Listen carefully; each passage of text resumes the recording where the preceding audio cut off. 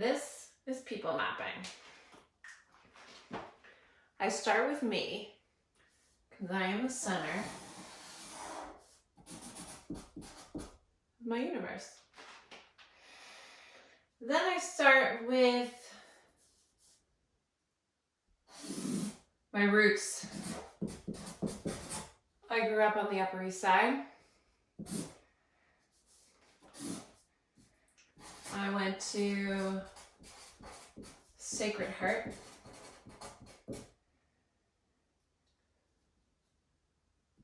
I'll outline the rest of my education. I went to Colby College.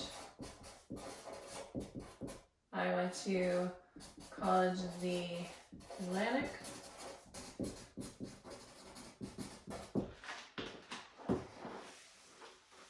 Then I'll start with my immediate family. I like to start with my father because he's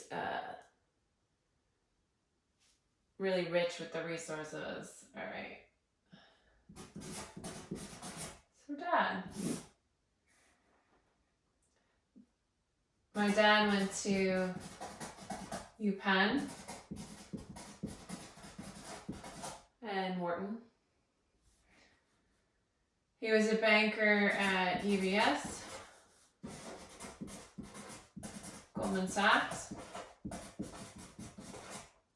He has sat on numerous boards, including City Harvest, Planned Parenthood,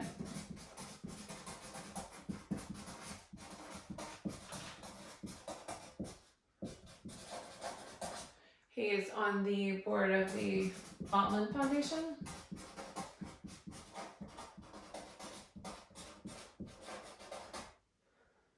Let's do my mother.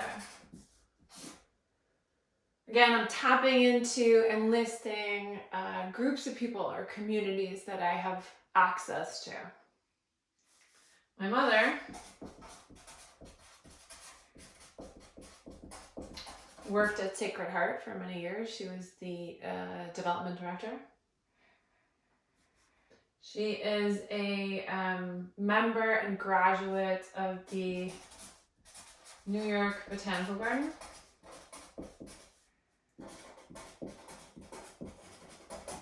She's on the board of an organization called Union Settlement. It's a settlement house in East Harlem. Okay.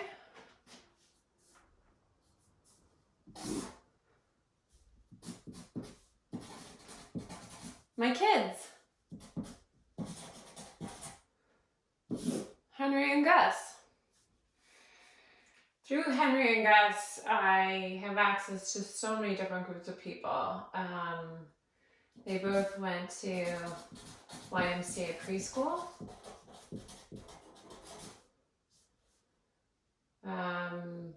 PS 110. St. Stan's.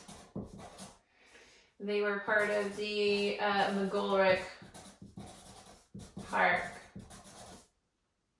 playgroup.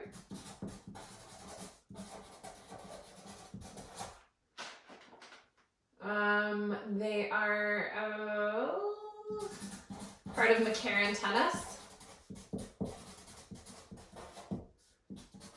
Eckford Art.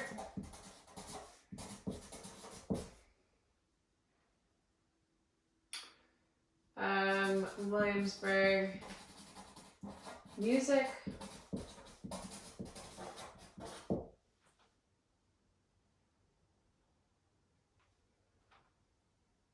So in locations, I have Upper East Side. I have Brooklyn, specifically in Greenpoint.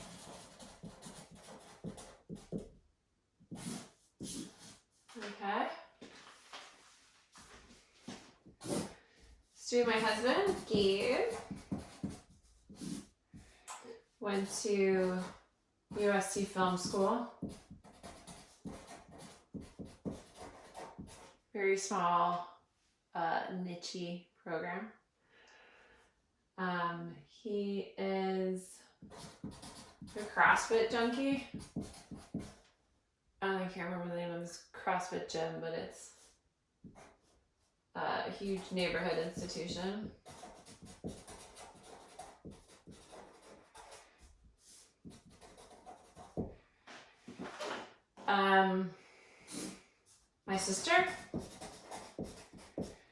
My sister and her husband are in Seattle. And my brother-in-law, Alistair, is an executive at Starbucks. So we have great potential relo connections there. Sarah is a therapist. She has her own practice.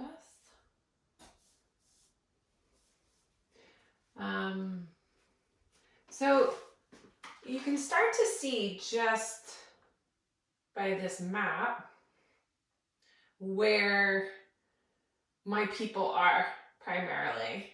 I have, as it is my hometown, so to speak, a huge network of people on the Upper East Side, specifically Carnegie Hill.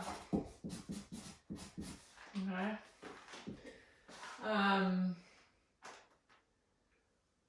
I also have a huge networking community in Brooklyn where I've been for over 20 years, largely through my kids, right? Because they're so active in the community, and through my husband.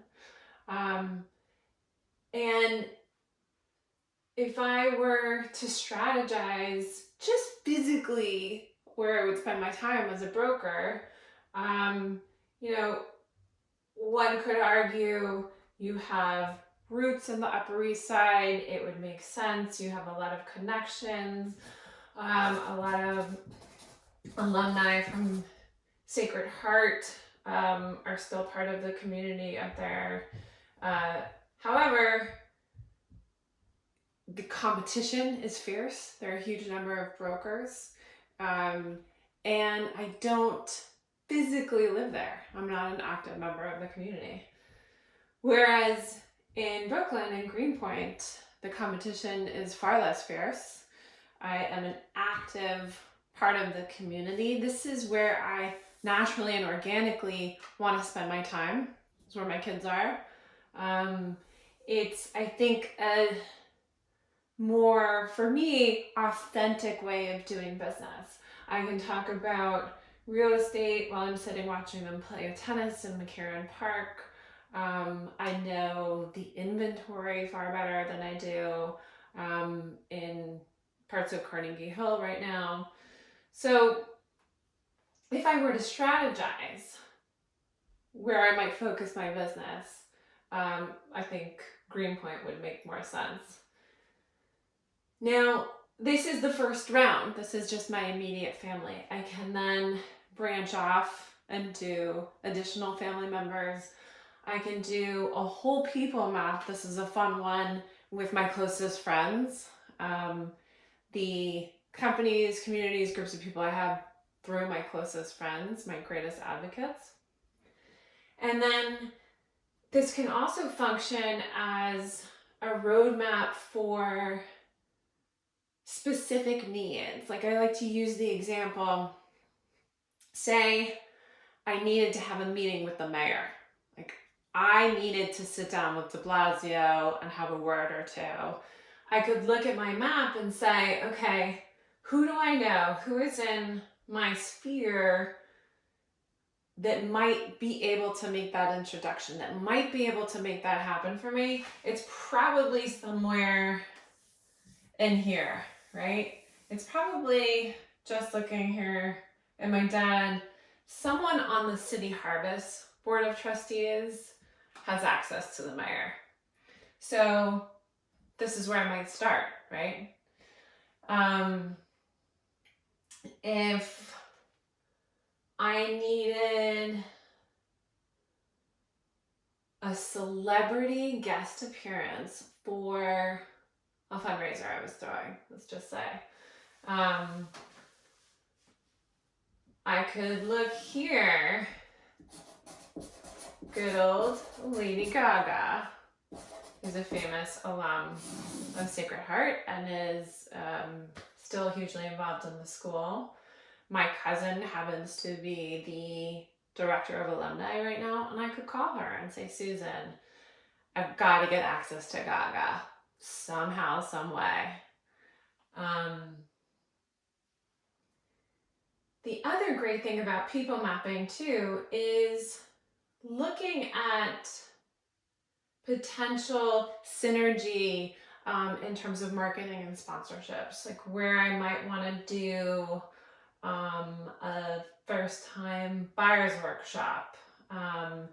Maybe I want to do something with one of my alma maters, Colby College, for graduating seniors, right? For people coming into the city for their first apartments. I could do something at a career fair. What else?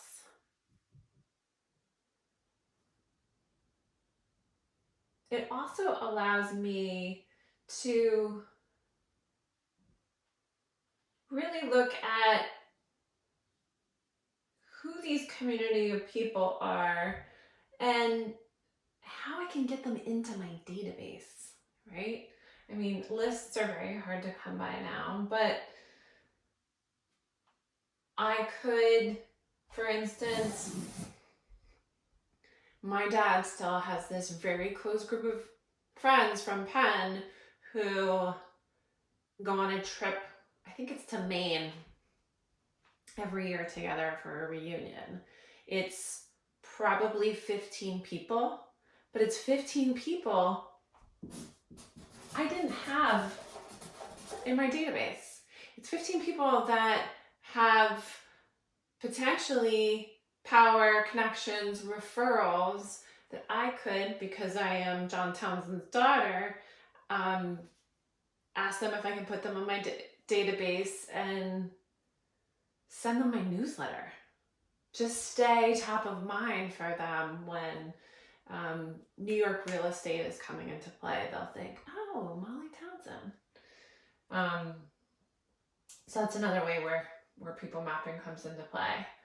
I would bore you with 3 other versions of this, but I think you get the idea.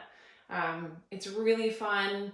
It's also something that I like to do with agents because I think when prompted, when asked the right questions, they can discover things about who they know and the people they have access to.